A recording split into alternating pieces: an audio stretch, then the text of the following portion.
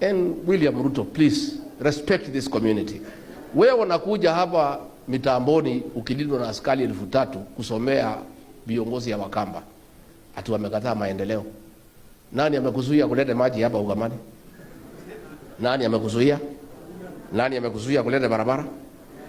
And the day you come shamelessly, that morning, asubuhi hiyo, ukija Ukambani, umefuta kazi Mativo, CEO wa Ketrako. Umeweka Keboi mtu ya kwenu. Adenu unakuja hapa kusomea Wakamba, kusomea viongozi hawa, na unakuja tu kuwachekelea. Ni madharau si madharau? Why couldn't you wait? Kwanza ukuje ufute huyu Mativo kesho. You don't sack him the same day you are coming to Machakos.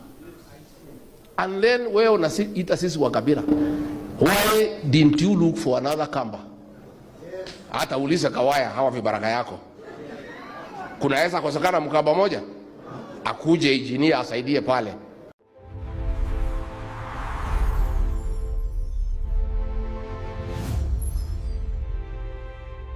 Ever since Rigathi Gachagua left the United States of America, from observation, I felt like he has toned down. And that Rigathi Gachagua he has made some decisions that probably make him to step aside slightly. But now, his visit to Ukambani has made me realize that it was strategy. Now he has started rising again. So Gachagua knows how to deal with the Kenyan politics. He goes above, reaches somewhere, disappears, then he comes back. So he keeps on rejuvenating his spirits. There is support across the Mount Kenya, across the country. Now, that platform, the way he spoke there, it's a clear indication that he has started rising again.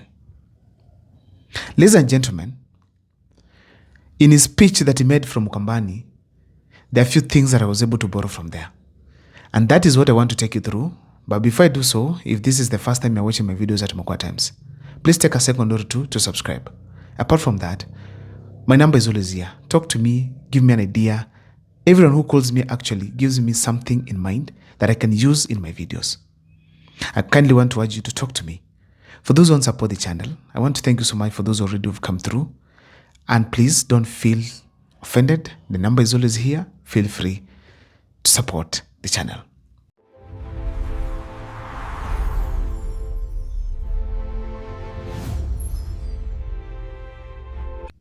Ladies and gentlemen, let me tell you one simple thing. If there's a weapon that William Ruto is fearing most, it is what Rigathi Gachagua says.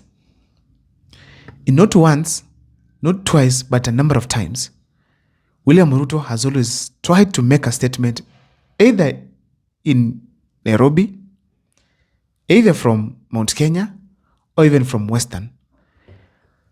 And when Rigathi Gachagua takes the mic, he destroys William Ruto. One time, William Ruto made a journey to Kakamega, actually to Western region. He moved to various places, launched a transformer, opened a school across the Western region. It took 6 days there. But Rigathi Gachagua took 6 minutes to destroy William Ruto. So the entire Western tour that cost a lot of money by William Ruto, it was destroyed by 6 minutes of Rigathi Gachagua's time on a microphone. A clear indication that if there's one of the best orators we have in the country, it is Rigathi Gachagua. Now, William Ruto and his men have been pushing the narrative that Rigathi Gachagua is tribal. And that he does not deserve to be a leader in this country because he's tribal. With the same strength, they have also been trying to portray William Ruto as a uniter of this country. They have tried to show that William Ruto is uniting the country and that he's not tribal. So Rigathi Gachagua has been watching them. What is their angle of approach? And he has realized that they're having just the tribal aspect is what they want to drive across the country. Before I tell you about the tribal thing, when they portray William Ruto as uniting the country, is our country not united? Honestly, let's today interrogate this aspect here. Is our country not united? People are united. I live in the house of a Kikuyu. My neighbors are Kalenjins. And of course, I'm a Gusii. So in a nutshell, we are living together as Kenya. Are we really not united? We are united, I believe so. The only challenge we have, we are not united to support Ruto. Anyway, that is not the basis of my video here today. So when William Ruto decided to call Rigathi Gachagua tribal, Rigathi Gachagua has decided to expose him. Na wewe umezoea kudanganya watu ati iko ukabila kina Rigiji. Parastatos ya Kenya CEOs 92 ni kabila yako. Nairobi out of 14 OCSs 9 ni kabila yako.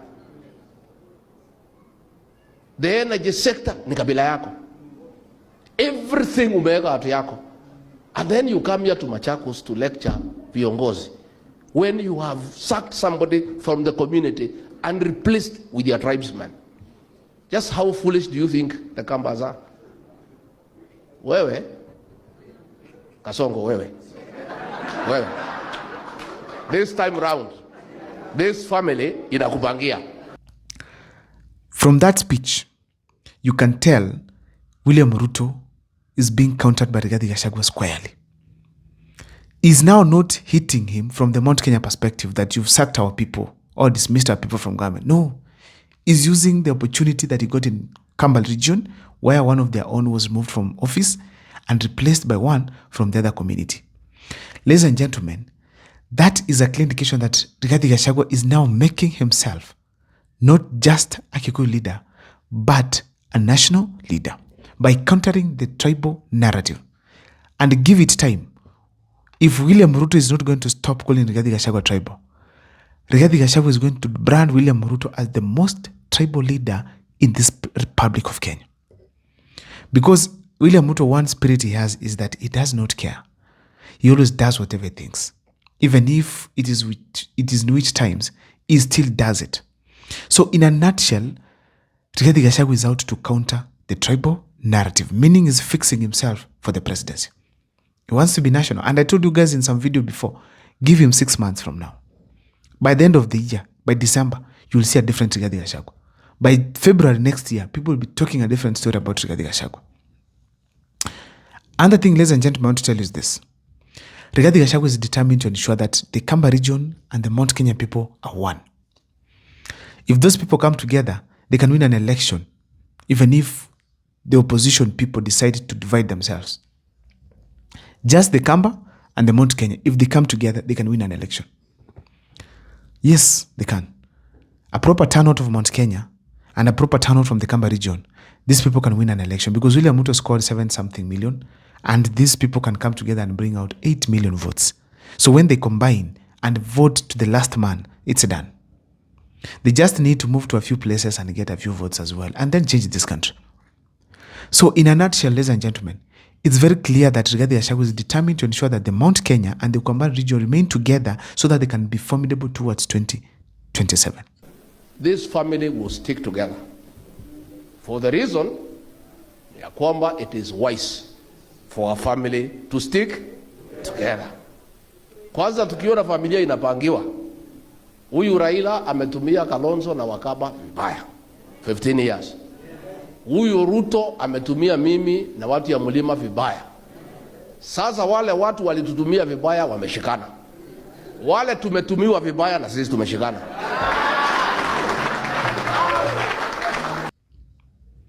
Another thing I noted is this. Rigathi Gachagua realizes the need and the importance of Kalonzo Musyoka within the opposition. Wewe unatumana ati kila siku watu yako watu watafuta huyu Kalonzo. Please. Wewe ukitaka Kalonzo uongee na mimi. Yes. Ndio? Sisi tumeketi na Kalonzo na viongozi ya Wakamba na Wakikuyu na Wameru na Embu. Nimeambiwa for the time being I am the family spokesman. So wewe kama unataka kuongea na Kalonzo, hapana tumia brokers. Kuja unitafu. Kalonzo Musyoka might not be so aggressive politically. He might be not the best decision maker politically. He might not be having so many people supporting him. He might not be having a good track record that can be able to sway Kenyans to vote for him. He might not be the best preferred candidate for the people of Kenya. But that gentleman is very, very important when it comes to the decision making at 2027. He holds the team together. That's opposition. Apart from that, his numbers count. Most importantly, he has loyal supporters. So this gentleman, by the name Rigathi Gachagua, knows Kalonzo Musyoka is key within the opposition. Under no circumstance, they should let Kalonzo Musyoka be frustrated and leave opposition. So he must be maintained there, whether as a flag bearer, running mate, or not. Kalonzo Musyoka must be in the team. That is very possible, and it's one of the most important things that should be happening. So he's trying this by ensuring that the Mount Kenya and the Kombani region, Emwe. Another thing that I've noticed here, my people, is this. Rigathi Gashawa against President William Ruto cannot manage. He will beat William Ruto squarely very early in the morning. If there's one thing that William Ruto can really use against his opponents, it is probably spreading some propaganda, creating some impression. But having the idea that Rigathi Gachagua is smart and an orator, then it's going to be very, very difficult for William Ruto to succeed. Because what other weapon does he have? He had a very nice weapon against Raila Amolo Odinga, hustler and stuff. But now he has disappointed people across. Both the rich, the poor, and the middle class. They are all disappointed. So he's remaining with the narratives and impressions that he's creating from State House by trying to show people that he's not tribal, he's a calm leader. He'll be able to ensure that people have probably gotten their development projects. He's delivering, and he's also a Christian.